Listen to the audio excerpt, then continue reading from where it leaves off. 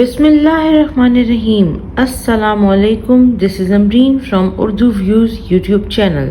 Medical report جس کا آج کل بہت چرچا ہو رہا ہے، جس کے basis per Zaheer and gang کے لوگ بول رہے ہیں کہ دعا زہرا کی ایج کنٹروورشل ہے، وہ ایکسیپٹڈ نہیں ہے. جو سیکنڈ میڈیکل ہوا وہ اس کو بھی وہ کنٹروورشل بول رہے ہیں، اس کو ایکسیپٹ نہیں کرنے کو تیار، اور وہ ریفرنس دے رہے ہیں ایم وقار بھٹی کی دا نیوز میں آرٹیکل کو.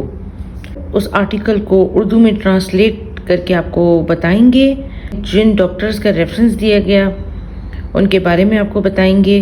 پہلے میں آپ لوگوں کو یہ بتا دوں کہ دو طرح کی ایج ہوتی ہے. ایک تو کرونالوجیکل ایج جو کہ ڈاکیومنٹ سے پتہ چلتی ہے جب بچہ پیدا ہوا اور جب تک وہ اس دنیا میں ایگزسٹ کرتا رہا. ایک ہوتی ہے بایولوجیکل ایج جو کہ اس کی ہڈیوں اور جس کا ہم اصل میں معائنہ کرتے ہیں اس سے ہم کو پتہ چلتی ہے.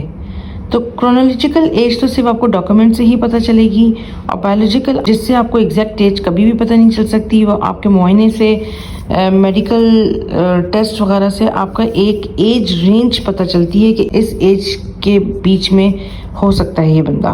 جیسے کہ اس میڈیکل بورڈ پہ انگلیاں اٹھائی جا رہی ہیں کہ میڈیکل بورڈ کی کیا ضرورت ہے، اور بون اوسیفیکیشن ہی ایک گولڈن معیار ہے. صرف یعنی کہ بون اوسیفیکیشن ہی کافی ہے کسی کی ایج کو دیکھنے کے لیے. تو میں یہاں پہ آپ کو ریفرنس دینا چاہ رہی ہوں. 2013 میں انڈیا میں ایک بس ریپ کے کیس میں وہاں پر بھی بالکل اسی طرح سے بورڈ بنا تھا جس کے اندر یہ تینوں ڈپارٹمنٹ یعنی کہ جنرل فزیشین، ڈینٹسٹ اور ریڈیولوجسٹ کی ٹیم نے اس لڑکے کا معائنہ کیا تھا جو کہ 18 سے کم عمر کا تھا. اگر جو لوگ یہ بول رہے ہیں کہ خالی بون اوسیفیکیشن ہی کافی ہے، جو بچہ ابھی گروئنگ ایج میں ہے، جس کی ابھی بون پوری ڈیولپ نہیں ہوئی ہے اور جس کی دانتوں سے بھی آپ اندازہ لگا سکتے ہیں کیونکہ دانت کب نکل رہے ہیں، دانتوں کی ایک ایج ہوتی ہے. وزڈم ٹوتھ جو ہے وہ 17 سے 21 سال کی عمر میں نکلتے ہیں، اور اسی حساب سے آپ دیکھتے ہیں اس ایکس رے میں آپ فائنڈ کرتے ہیں کہ دانت کتنے باہر نکلے ہیں، اور اس کی دانتوں کی ایکس رے سے بھی آپ ایج فائنڈ آؤٹ کرتے ہیں. اور پھر فزیکل ایگزامینیشن بھی ضروری ہے کسی کی ایج رینج کو معلوم کرنے کے لیے. اور جیسا کہ مسٹر جبران نے بھی یہ بات بہت دفعہ بتائی کہ کبھی بھی ایج آپ کو میڈیکل ٹیسٹ سے ایگزیکٹ نہیں پتہ چل سکتی. دنیا میں ایسا کوئی سائنٹیفک طریقہ نہیں ہے جس سے آپ ایگزیکٹ ایج فائنڈ کر سکیں کسی کی بھی. اور اس آرٹیکل میں بھی ایم وقار بھٹی نے پہلے بولا کہ گولڈن معیار جو کسی کی ایج فائنڈ کرنے کا ہے وہ بون اوسیفیکیشن ہے. پھر انہوں نے اپنے ہی آرٹیکل میں خود بتایا کہ کاربن ڈیٹنگ اس سے زیادہ بہتر طریقہ ہے کسی کی ایج فائنڈ کرنے کا، جو کہ پاکستان میں موجود نہیں ہے. اور ایک اور جو تشویشناک بات ہے کہ جب بون اوسیفیکیشن پاکستان میں کی جاتی ہے تو وہ یورپ کا چارٹ فالو کرتے ہیں. یورپ کے لوگوں کی فزیک اور ایشیا کے لوگوں کی فزیک میں بہت فرق ہوتا ہے، اس لیے بھی ہمارے بون اوسیفیکیشن سے ایج رینج بھی بالکل ویسی نہیں آئے گی جیسی کہ یورپ میں یورپین کسی کی ایج ڈٹرمائن کرنی ہوگی تو بون اوسیفیکیشن سے وہ کر پائیں گے.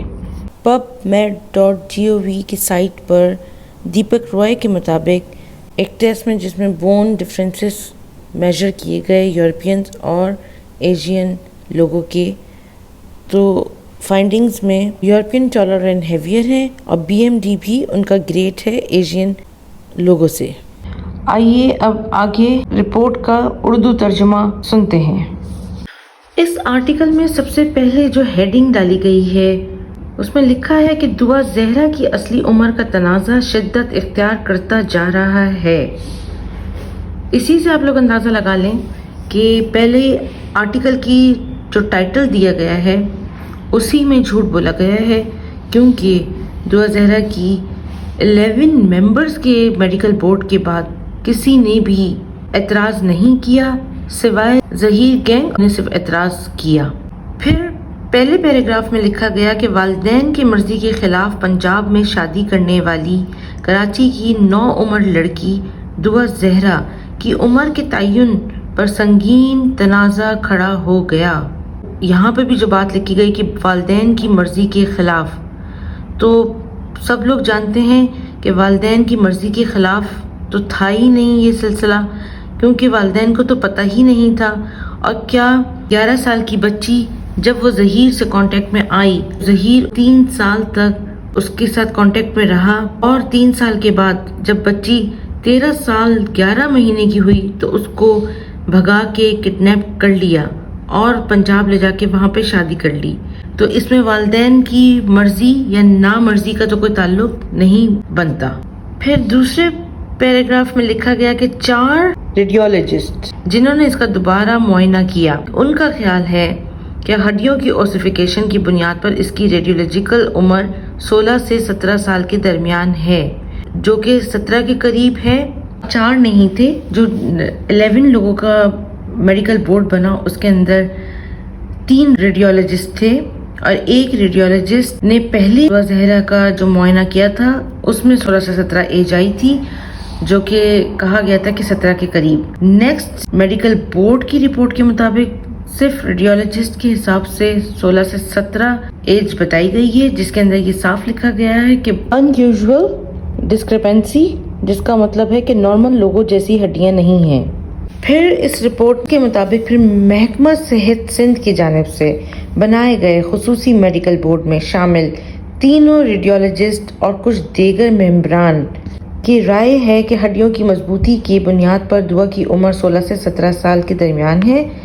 پروفیسر سکندر رفیق قریشی نے دا نیوز کو بتایا۔ Professor Qureshi Karachi Lyari general hospital کے ریڈیولوجسٹ ڈپارٹمنٹ کے سربراہ ہیں۔ پھر وہ بول رہے ہیں کہ یہاں تک کہ چیف ریڈیولوجسٹ ڈاکٹر صبا جمیل، جو کہ سول ہسپتال کراچی سے ہیں، انہوں نے بھی یہ اعلان کیا کہ لڑکی کی عمر 16 سے 17 سال کے درمیان ہے، جو 17 کے قریب ہے۔ تو اس کے اندر ڈاکٹر قریشی جن کا ذکر کیا گیا وہ تو میڈیکل بورڈ کے ممبرز میں شامل تھے، لیکن یہاں پہ صبا جمیل کا جو ذکر کیا گیا وہ میڈیکل بورڈ کا حصہ نہیں تھی۔ اس طرح آپ تو پھر پاکستان میں اور بھی بہت سارے ایسے ہوں گے جو آپ کے فیور میں آپ کی مطلب کی بات کریں گے، تو ہم صرف جو بورڈ میں ممبرز شامل تھے ان کی بات کریں گے۔ یہاں پہ ان میں سے صرف ایک ڈاکٹر کا ریفرنس دیا گیا ہے۔ پھر لکھتے ہیں اس کے اندر کہ بورڈ کے کچھ دیگر ارکان، خاص طور پر Karachi police surgeon doctor Sumaiya Syed نے دلیل دی کہ دعا کے والدین کی طرف سے دستاویزات کی بنیاد پر آرتھوپینٹوموگرام او پی جی ایکس رے کی مدد سے اس کے جسمانی اور دانتوں کے معائنے کے بعد نو عمر لڑکی کی عمر 15 سے 16 سال کے قریب بتائی گئی ہے، اور 15 کے قریب۔ آرتھوپینٹوموگرام او پی جی جو ہے وہ دانتوں کا ایکس رے ہوتا ہے۔